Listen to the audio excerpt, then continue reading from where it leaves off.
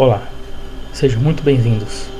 Eu sou Anjo das Sombras e aqui eu documento. Hoje trago a todos o verdadeiro simbolismo da Páscoa. Vejamos como essa história religiosa começou.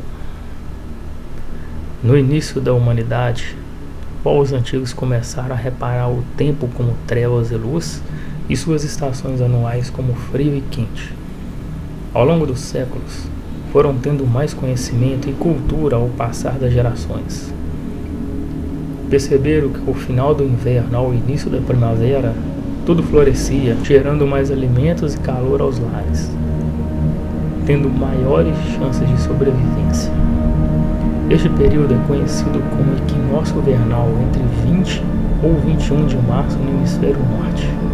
Então, a humanidade, já dotada de conhecimentos agrários e estações anuais, estabeleceu plantio e estocagem em épocas frias.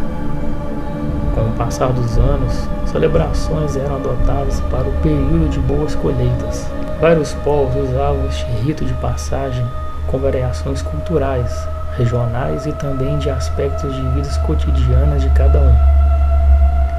Há registros de celebrações datadas de 12 mil anos atrás. No continente europeu, na região do Mediterrâneo, originou-se no idioma latim a palavra Pascha e no grego a palavra Pasca, que era derivada do hebraico Pessah ou Pesach, significando passar ou passagem. Traduzida para o idioma latino hoje como Páscoa. Já no idioma inglês, há duas palavras distintas, como Passover, significando última passagem ou caminho final, e Easter, que é do inglês arcaico, Yastren ou Yostren, uma derivação do nome de uma deusa, Ostera. Pessah ou Pesach foi um fato histórico do povo hebreu que era escravizado pelo faraó do Antigo Egito em 1250 a.C. e tiveram sua libertação pelo seu líder Moisés em direção à Terra Prometida. Este fato também está ligado à travessia dos hebreus pelo Mar Vermelho, narrado no livro do Êxodo. Por este feito, o povo hebreu adota uma celebração. Vejamos.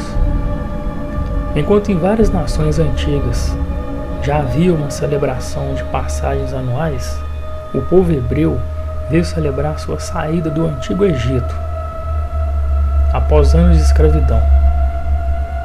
Mas o que isso tem a ver com a Páscoa que conhecemos hoje? Bom, atualmente temos mais acesso às informações e sabemos que houve uma mistura de culturas e tradições milenares ao longo de séculos. E é isso que irei explicar. Na Europa, as mitologias anglo-saxônica, nórdica e germânica possuem uma deusa chamada Ostra, também conhecida com os nomes de Ostren, Ostara, Jair ou Ostera.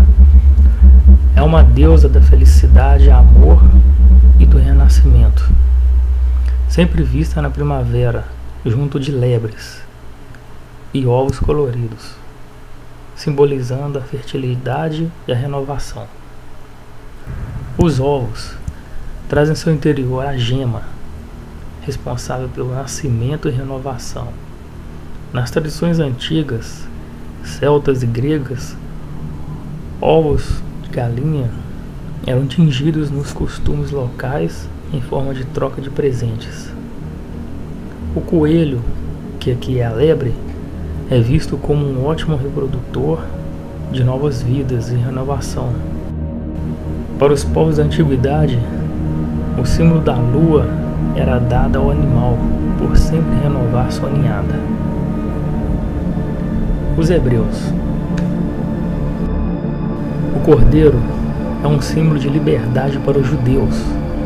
E na sua época, do Antigo Egito, este animal foi usado como sacrifício pelos hebreus, sobre as ordens do Deus hebraico, pois ele havia enviado a última praga sobre aquela terra, onde o anjo da morte passaria sobre as casas, levando cada primogênito nas terras do Egito. Para que os filhos dos hebreus não caíssem nessa praga, Deus diz a Moisés que um cordeiro deve ser sacrificado da seguinte maneira: o sangue deve ser retirado, posto em uma tigela, para que assim sua carne esteja limpa ao assar e preparada para comer com ervas amargas. Seu sangue deve ser espalhado no umbral das portas e laterais no lado de fora da casa, pois este será o sinal quando o anjo da morte passar sobre as terras do Egito. Ele pulará sobre as casas que têm o sinal do sangue, e assim o primogênito daquela família não cairá no sono eterno. O pão ázimo era assado e feito somente de farinha de trigo ou de outros cereais como aveia, cevada, centeio e água. Sua massa não deve estender 18 minutos para garantir que ela não fermente. Agora vemos duas culturas milenares completamente diferentes, mas com os símbolos da Páscoa que conhecemos. Sua junção foi feita através de um registro histórico muito importante no mundo antigo. O mundo como conhecido não era mais reinado pelo Egito. Agora o novo reino se expandia e dominava todo o norte da África, Oriente Médio e quase todo o continente europeu. Seu nome era Roma. Ela fez da nação um poderoso império e um gigantesco comércio com vários povos. Roma prosperou por séculos, chegando a absorver algumas culturas, e entre elas o do povo hebreu, que agora se designavam os judeus.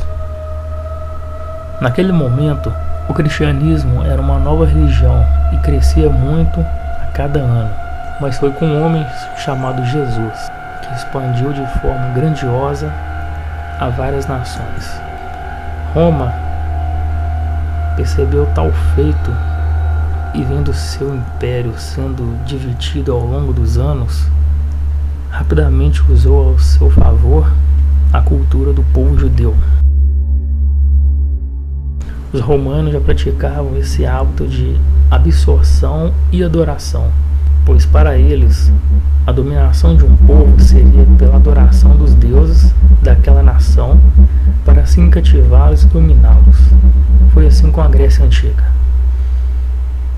Depois de séculos passados, Roma, com um comércio grandioso, não dava conta de coordenar tantas coisas ao mesmo tempo. Surgiram várias invasões ao longo dos tempos. Várias tribos bárbaras constantemente atacavam Roma. Com isso, o império foi se fragmentando, guerra após guerra, até que em 476 d.C., Roma cai, dando um fim ao reinado glorioso. Com isso, surgem as 10 grandes nações do continente europeu, que são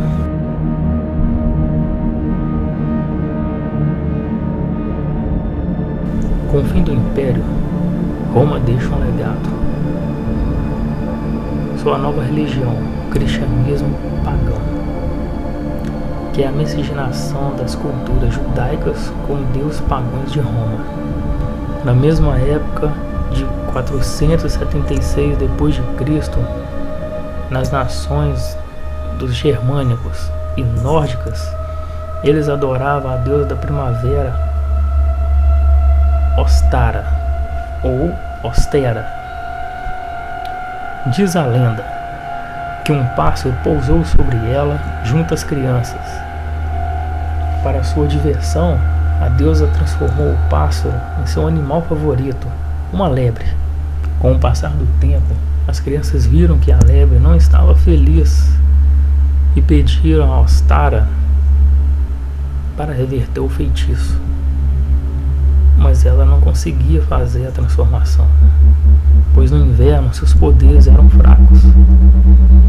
Então a lebre ficou assim até a chegada da primavera, onde a deusa reverteu o feitiço, mesmo por algum tempo. A lebre então volta a ser o pássaro glorioso que era. Em sua gratidão, ele põe ovos para a deusa, homenageando o momento da sua libertação. Mas logo o pássaro retorna a ser lebre. Triste, as crianças em sua honra pegam seus ovos e os decoram para que sejam espalhados pelo mundo. Ostara, envergonhada pelo que fez com o pássaro, decide entalhar a figura de uma lebre na lua. Uma lenda que se refere ao livre-arbítrio, pois ninguém tem o direito de interferir na vida de alguém. Conclusão: Roma, com seu império em ruínas, decide formar um novo império à base das principais religiões que havia absorvido ao longo de séculos, o grego romano e o cristianismo judaico, dando origem ao catolicismo cristão que conhecemos hoje. Para os judeus, a Páscoa é a celebração da liberdade do povo hebreu sobre anos de escravidão no Antigo Egito, sendo então a primeira comemoração da Páscoa. Para os católicos, a Páscoa é a celebração da ressurreição de Jesus Cristo após sua morte de 3 dias no Calvário. Então este é todo o significado da Páscoa, pois a palavra peça ou pesach em hebraico significa passar ou passar sobre. Assim como dito, a Páscoa na verdade é uma passagem, é uma celebração do povo hebreu. Para os católicos, a ressurreição de Jesus. Deixo aqui uma reflexão sobre o verdadeiro sentido da Páscoa. Muito obrigado.